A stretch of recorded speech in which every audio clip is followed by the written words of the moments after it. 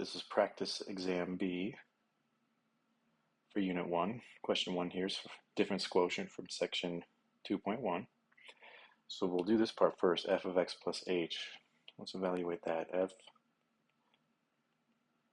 x plus h.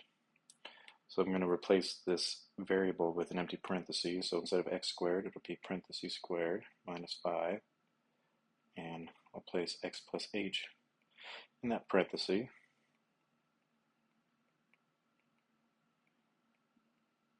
And then x plus h squared means you multiply x plus h with itself. If you distribute those two together, you're going to get x squared plus xh plus another xh plus h squared. Subtract 5. So you have two xh terms. Now this right here, minus f of x, that just means we're subtract the original function. So we're just going to subtract x squared minus 5. So we're ready to set up the difference quotient. On the top left, we're going to place this expression here, f of x plus h.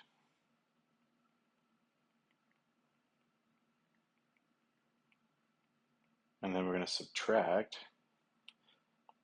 f of x, so we're subtracting that.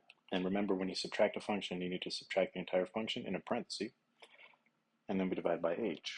Now, negative x squared, positive x squared, they're going to cancel. This minus negative 5 becomes a plus 5, which will cancel with that. So x squared, this positive 5 and that negative 5 cancel. So we're left with 2xh plus h squared divided by h. If you factor in h from the numerator, you have 2x plus h. It's left over. So now the h that you factored out simplifies or cancels with the h in the denominator. And final answer is 2x plus h. Find the domain. This is also from section 2.1. For part A, we have square root. Remember, with even numbered roots like square roots or fourth roots, the expression underneath the radical sign has to be greater than or equal to 0. So what I would do, what I recommended, is take that expression, set up an inequality. Now if you subtract 4 on both sides, now divide by negative 1, and remember, when you divide by negative, you flip the direction of the inequality. So what this is saying is your domain x has to be less than or equal to 4. That means 4 is your upper bound, and it's equal to 4, so 4 is going to be my upper bound, and now anything less than that goes all the way down to negative infinity.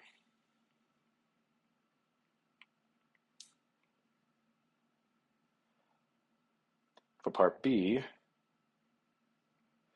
we'll factor the denominator into x minus 4 and x plus 3.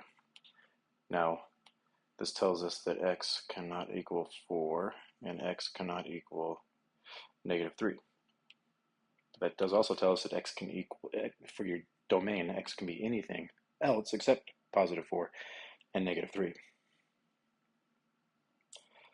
So the way we're going to exclude that is by going from negative infinity to negative 3, and then from negative 3 to 4, and then from 4 to infinity.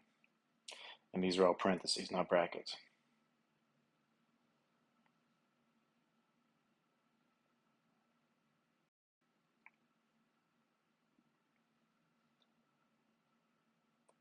All right, question 3 is from section 2.2. What I recommended is for each piece, you make a table of values, an input-output table. So this top piece, for example, I'm going to let x equal negative 3.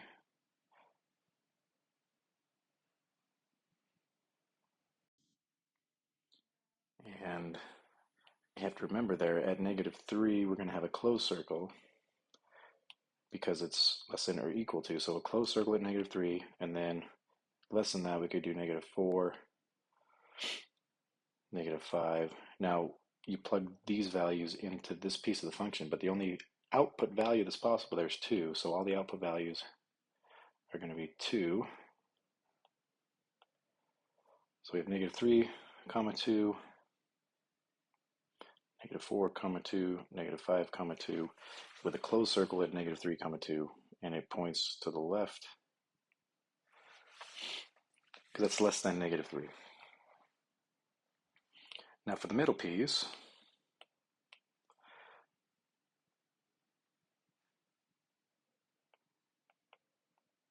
it says we're going to choose values between -3 and +1. Now, -3, it's strictly greater than -3, not greater than or equal to, but I am going to put a point at -3. It's just got to be an open circle. And then up to +1. And that can be a closed circle because it's equal to when x equals +1. Now, if you plug -3 in for x, the opposite of -3 is 3. 3 plus 1 is 4. And that's an open circle, remember. And then with plug 1 in, the opposite of 1 is -1. -1 plus 1 is 0. So -3, comma 4 with an open circle, and 1, comma 0 with a filled in circle.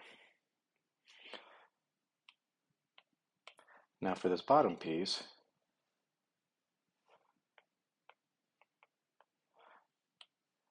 x greater than 1, not greater than or equal to, but I am again going to place a point when x equals 1, and remember that's got to be an open circle. And then greater than 1 would be 2, 3. So plugging in a 1, 2 times 1 is 2, 2 subtract 2 is 0, 1 comma 0. And then 2 times 2 is 4, 4 subtract 2 is 2. And then 3 times 2 is 6, 6 minus 2 is 4. So 1 comma 0, and then 2 comma 2,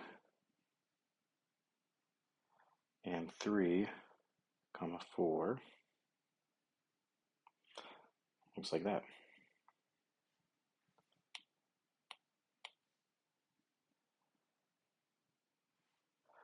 Okay. This is from section 2.3. Find f of -2. So remember, -2 is your input value, and we need to find the value of the function when x equals -2. So x equals -2 right here, the function value is 0. So f of -2 is equal to 0.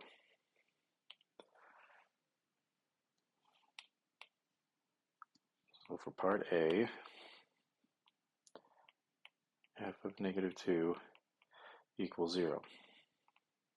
For part B, the domain, this arrow means that the graph continues to point up and to the left, which means all of these negative values, you're going to have output values on the graph somewhere way up here. So all the way from -infinity to 1 with a parenthesis on 1 because the graph is not equal to 1 right there. So the domain is from -infinity up to +1 with a parenthesis. The range is along the y-axis. So this graph continues to point up, which means as far up here on the y-axis, you're going to have a point somewhere over here with that output value. So the upper bound of the range is +infinity. The lowest value for the range is y equals 0, right there, including 0. So the range includes 0 with a bracket up to +infinity. Now for part C, this piece of the graph that I'm highlighting in red is decreasing, as is that piece. This piece here is increasing. Remember, we always read a graph from left to right, so going from left to right, the x values are getting bigger, but the y values are decreasing. Now the y values are increasing, y values are decreasing. So the increasing part is the one I've highlighted in blue. And remember, the way you describe this is using x values only. So from x equals -2 to x equals 0 is where the graph is increasing. So increase from -2 to 0. the graph decreases from negative infinity to negative 2, and again from 0 to 1.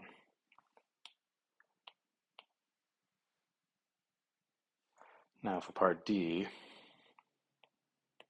is the function 1 to 1. Remember, there's a test if you have a graph. It's the horizontal line test. The graph fails the horizontal line test right here. The function is not 1 to 1.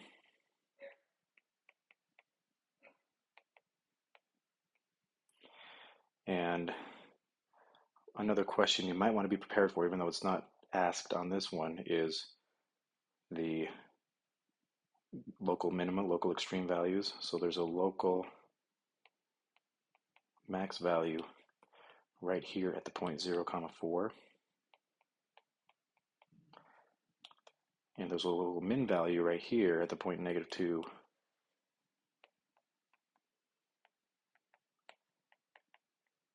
0.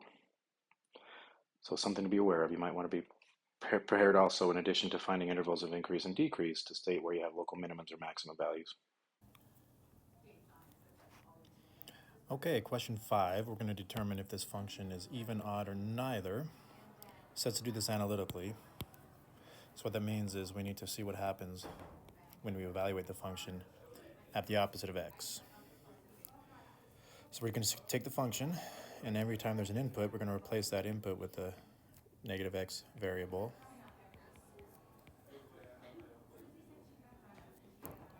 Negative x to the second power is just x squared, so that's 3x squared. And then we got negative 4 times negative x, positive 4x, and then minus 2. Now at this point, once you're done evaluating at negative x, we have to determine what has happened.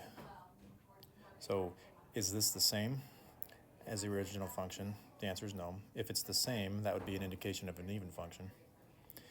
If every single term is exactly the opposite of every single term of the original function, that would be an indication of an odd function. Now every single term is not exactly the opposite from the original, so it's not odd. So I'm going to write, since it was not equal to the original function, and this was not equal to the opposite of the original function, since none of those are true, this is neither even nor odd. Okay, for question 6, we need to identify the transformations. There are 4 transformations to identify here. I'm actually going to number them.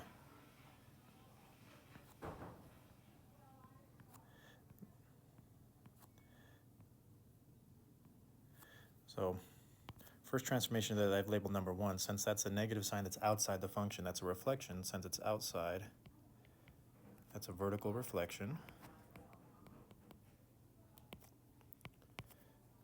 Second one here is, since it's outside the function and it's multiplying, it's a vertical. And since it's less than 1 but greater than 0, I'm going to call this a vertical compression.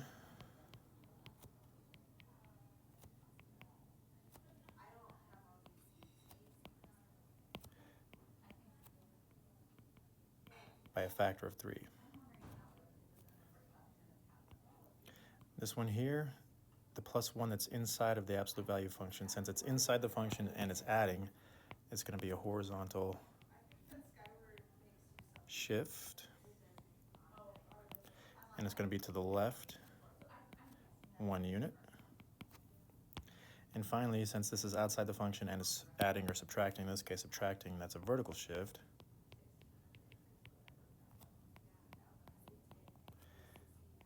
Down 2 units.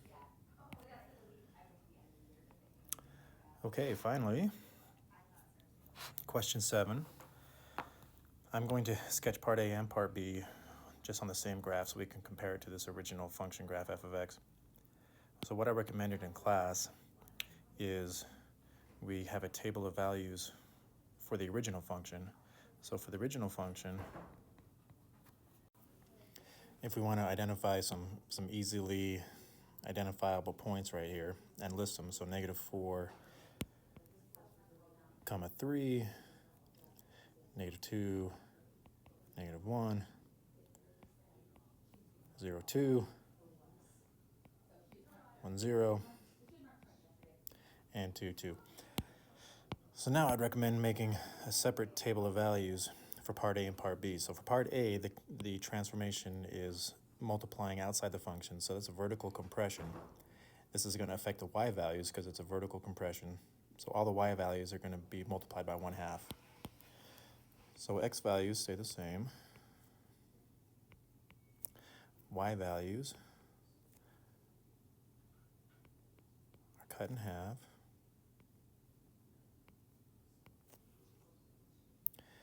And then we can plot those points.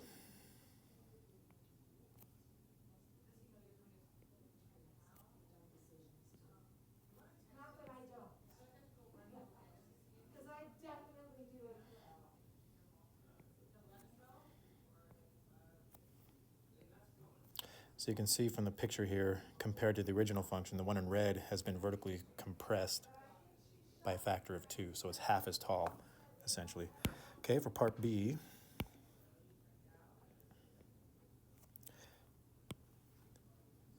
this transformation occurs inside the function, so it is going to affect the x values. This is going to be a horizontal stretch. So rather than multiplying the x values by 1/2, remember inside the function is opposite.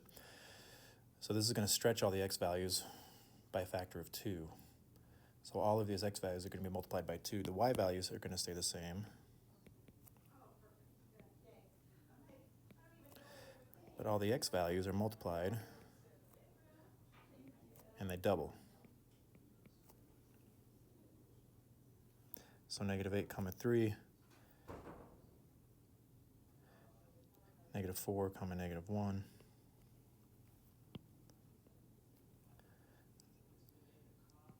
(0, 2, 2, 0, and 4, 2.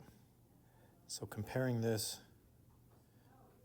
to the original function, it's the same height, but it's twice as wide.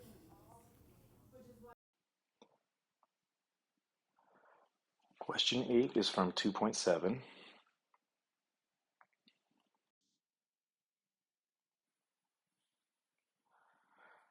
So for part A, f plus g of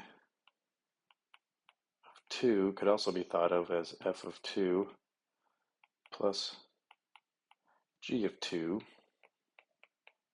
So just need to figure out f of 2. This is 2 over 2 subtract 1. 2 subtract 1 is 1. 2 divided by 1 is 2. So f of 2 is equal to 2.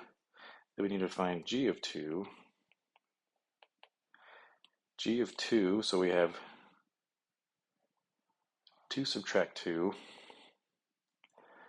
which is 0, and this is undefined.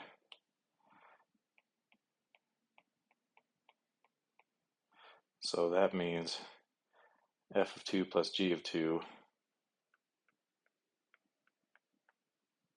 is undefined.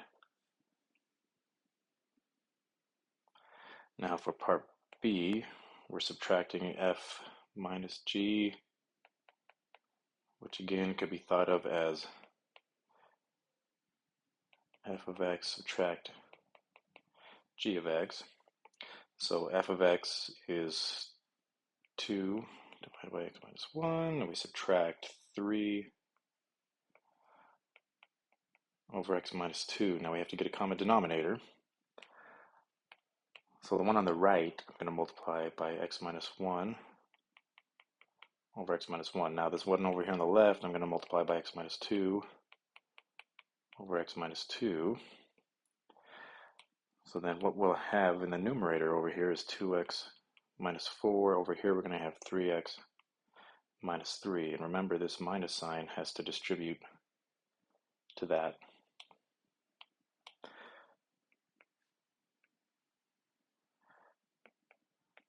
So we have x minus 2 for x minus 1. When we combine like terms, we have 2x minus 3x, so that's negative x. And then we're going to have negative 4 subtract negative 3. Subtract negative 3 means plus 3, so negative 4 plus 3 is negative 1.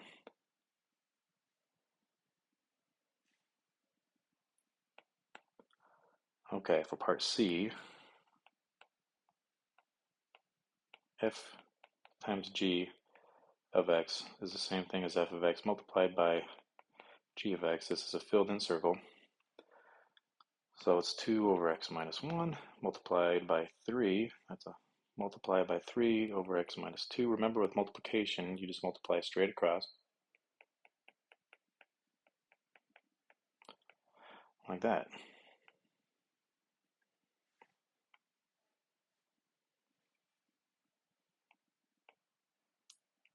For part D,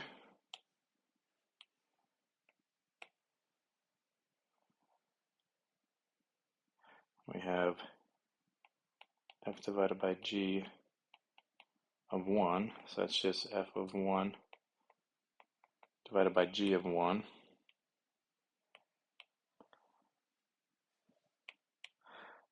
So f of 1, if we plug a 1 in here,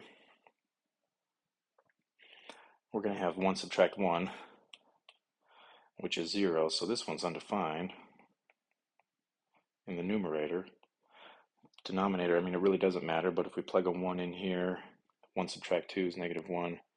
3 divided by negative 1 is negative 3. So the point here is this whole thing is undefined.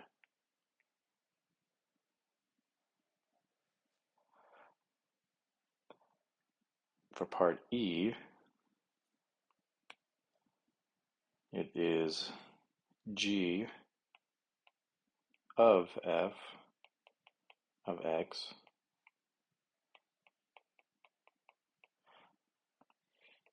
So the g function is 3 divided by x minus 2. Now I'm going to turn the x into an empty parenthesis, because f of x is going to fill that empty parenthesis, and f of x is 2 over x minus 1.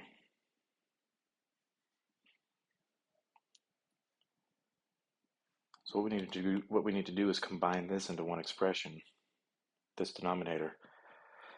So we have 2 over x minus 1, and then this is 2 over 1. So to combine these, we need to get a common denominator of x minus 1 over x minus 1.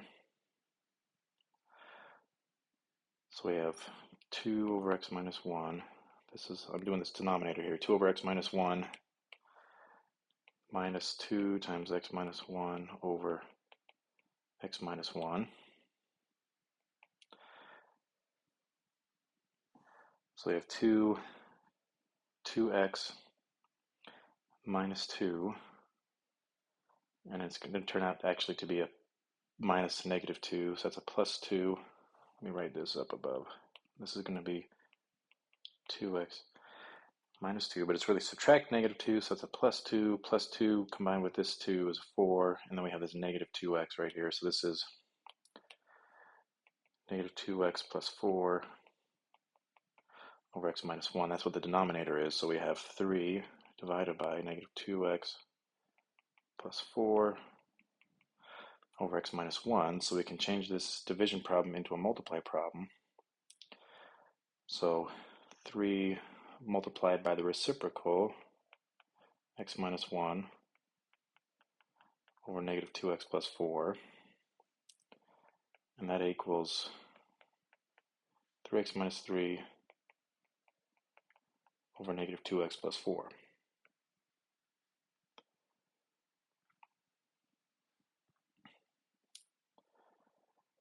Now for part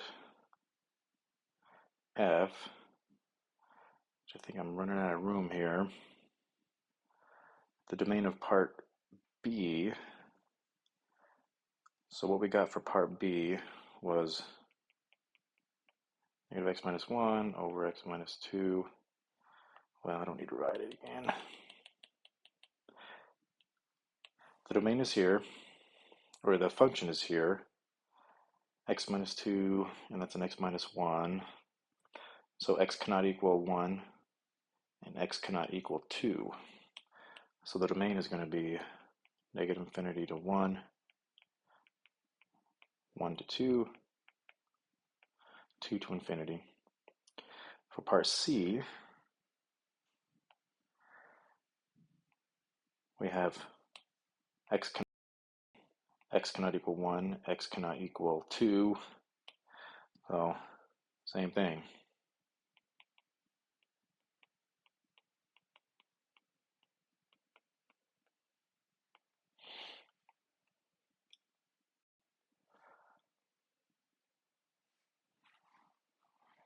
Okay, so we need to find the inverse. So we need to find f of negative 1, and then we need to state the domain and range of both.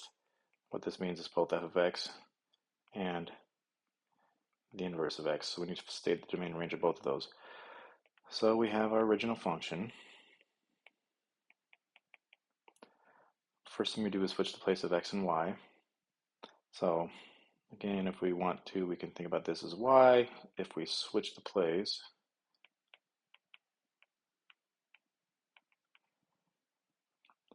now we need to solve for y. Y is at the bottom of a fraction, and if we can avoid it, we want to try to avoid solving equations and things with fractions. So one thing we can do to clear a fraction is multiply both sides by the denominator, because what that will do is clear that fraction over there.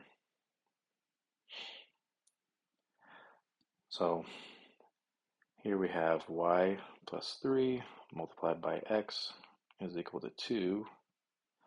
Now we can divide by x.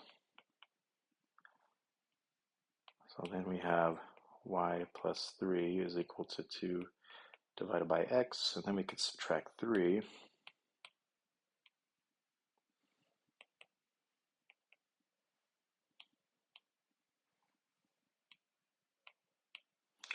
So we have y equals 2 divided by x minus 3, and that's equal to the inverse. Now from the original function, we're excluding negative 3 from the domain, so the domain is going to be from negative infinity to negative 3, and from negative 3 to positive infinity. Now from the inverse down here, the domain is here, x cannot equal 0, so 0 is excluded from the domain, so that's going to be negative infinity to 0, and 0 to infinity. So now, this domain of the f of x becomes the range of the inverse.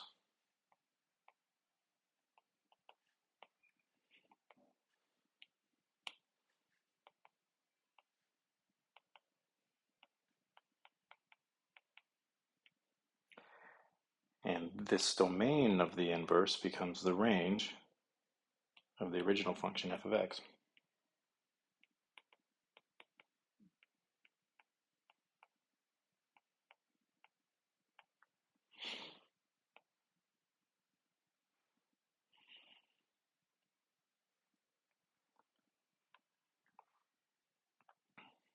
Okay, number 10 is from 2.8. To sketch the graph of an inverse, you switch the place of x and y. So what I suggested in class is for the original function f of x, you make a table of values of points that are easy to identify. So like negative 4, comma 3, negative 2, comma negative 1, 0, comma 2, 1, comma 0, and there we have 2, comma 2. So for an inverse,